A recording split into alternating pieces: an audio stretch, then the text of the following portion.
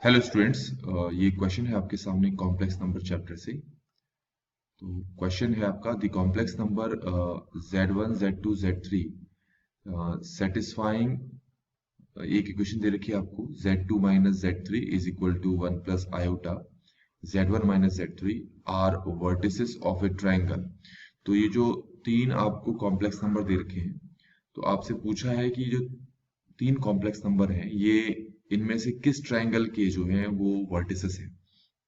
तो पहले हम क्या करते हैं, ये इक्वेशन को लिख लेते हैं। यहाँ पर इक्वेशन हमारे पास z2 minus z3 is equal to 1 plus iota, ये है z1 माइनस z3।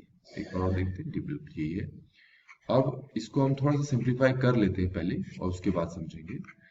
तो 1 से यहाँ पर अगर आप दोनों को मल्टीप्लाई करोगे तो आपको कुछ मिलेगा z1 माइनस z3 प्लस, अब आयोटा को भी दोनों से मल्टीप्लाई करेंगे तो ये हो जाएगा आपके पास z1 iota minus z3 iota. अब इसके बाद ये देखते हैं कि ये जो z3 है और ये z3 कैंसिल आउट हो गया और हमारे पास अब क्या बचा, हम उसको लिख लेते हैं। ये बचा यहाँ से हमारे पास z2 equal to z1 plus z1 iota minus z3 iota. इसको फर्दर सिंप्लीफाई करते हैं, इसको यहाँ लेके जाते हैं। ये हो जाएगा हमारे पास z2 minus z1 equal to जो हमारे पास बचा है, और यहाँ पर हमारे पास जो बच गया है वो ये है, जो कि है z1 iota minus z3 iota. अब इसको हम लिख लेते हैं as it is z2 minus z1। इसमें से अगर मैं माइनस आयोटा कॉमन निकाल लूं तो ये कुछ बचेगा हमारे पास z3 माइनस z1।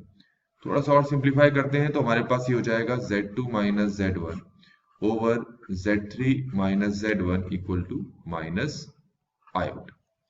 आई होप कि आपको यहां तक के स्टेप क्लियर हो गए होंगे।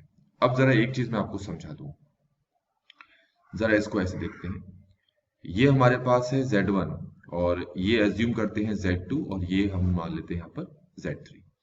तो ये जो लाइन है ना, इसकी इक्वेशन हो जाएगी आपके पास z2 माइनस z1, और ये जो दूसरी लाइन मैंने बनाई है ना, इसकी इक्वेशन हो जाएगी z3 माइनस z1।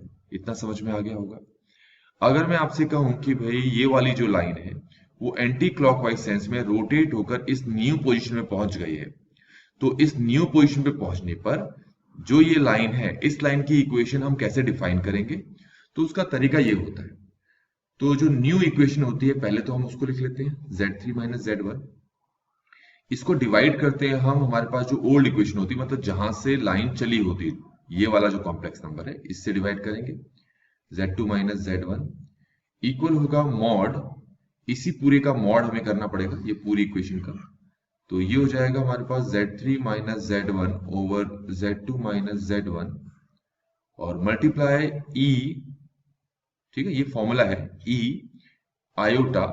अगर रोटेशन आपकी क्लॉकवाइज हुई है तो थीटा लिखेंगे, और रोटेशन अगर आपकी एंटी क्लॉकवाइज सेंस में हुई है तो माइनस थीटा। अगर रोटेशन ऐसे हुई होती तो उस केस में आपके पास माइनस थीटा होता, और रोटेशन अगर क्लॉकवाइज है तो क्लॉकवाइज है तो माइनस थीटा, एंटी क्लॉकवाइज है तो थीटा।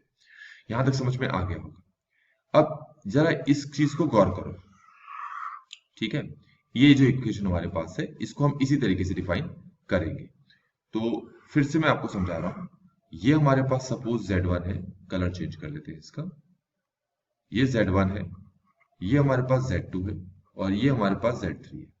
तो हमारे पास ये जो लाइन है ना, इसकी इक्वेशन हो गई है z2 माइनस z1, और ये जो हमारे पास लाइन है ना, इसकी इक्वेशन हो गई है z3 माइनस z1। तो अगर मैं आपसे कहूं कि ये लाइन यहां से यहां तक रोटेट हो चुकी है at some angle theta, theta angle तक रोटेट हो चुकी है, तो उस केसेस में हमारे पास जो इक्वेशन होगी, जो अभी मैंने आपको बताया, वो बताया z3 minus z1 over z2 minus z1 equal to mod of z3 minus z1 over z2 minus z1 e iota. अब ये एंगल आपका एंटी क्लॉकवाइज सेंस में है तो थीटा हम लिखेंगे। अब इस इक्वेशन को अगर मैं इस इक्वेशन के साथ कंपेयर करूं तो आप जरा देखोगे z2 minus z1 over z3 minus z1 है माइनस आयोटा के। तो आपको ये भी पता होना चाहिए कि जो माइनस आयोटा है इसका मतलब होता है e minus iota pi by 2। इसकी जगह हम ये लिख सकते हैं। तो z2 minus z1 over z3 minus z1 की हमारे पास ये वैल्यू आ चुकी है और इसको हम यहां पर पुट करने वाले हैं। और अगर हम यहां पर पुट कर दें तो ये हो जाएगा e minus iota pi by 2 is equal to mod z3 minus z1 over z2 minus z1 e iota theta. इसके आगे 1 है। अगर मैं इन दोनों को कंपेयर करूं तो आपको पता है कि ये जो टर्म है इस टर्म के बराबर हो जाएगी और ये जो टर्म आपको दिखाई दे रही है ये इस 1 के बराबर है। इसका मतलब है ये जो मॉड है ये पूरा दे रखा है आपको मॉड, ये जो मॉड है ये 1 के बराबर है और ये 1 के बराबर तभी हो सकता है जब ऊपर वाले का मॉड जो है नीचे वाले के मॉड के बराबर हो। मतलब mod of z3 minus z1 equal है mod of z2 minus z1। इसका मतलब है कि ये दोनों लेंथ क्या है, बराबर। जरा गौर करें, ये लेंथ क्या है, इस लेंथ के बराबर। ठीक हो गया। तो अब इसको अगर मैं इससे कंपेयर करूं तो आपको पता है थीटा हमारे पास कितना आ जाएगा, माइनस पाई बाय 2। तो इस हिसाब से हमारे पास एंगल 90 डिग्री आ गया और दोनों साइड्स हमारे पास बराबर आ चुकी हैं। तो इसका मतलब ये हो गया कि हमारे पास ये एक ट्राइंगल है जिसमें ये है z1, जिसमें ये है z2, ठीक हो गया, और जिसमें ये है z3। ये दोनों लेंथ हो गई बराबर और ये एंगल आपके पास हो गया 90 डिग्री का। तो एक तो ये हमारे पास राइट एंगल ट्राइंगल है, ये राइट एंगल ट्राइंगल है, ठीक है, और दूसरा आइसोसेलेस भी है। ठीक है, तो अब हम अगर अपने ऑप्शन पे जाएं तो देखते हैं कि हमारे पास कौन सा ऑप्शन हमारे आंसर के साथ मैच कर रहा है। देखिए, आइसोसेलेस तो आ रहा है और साथ में राइट एंगल ट्राइंगल भी आ रहा है। तो हमारे पास ये दोनों ऑप्शन यहाँ पर पॉसिबल है। आई होप कि आपको ये सोल्यूशन यहाँ पर समझ में आया होगा। Thanks for watching.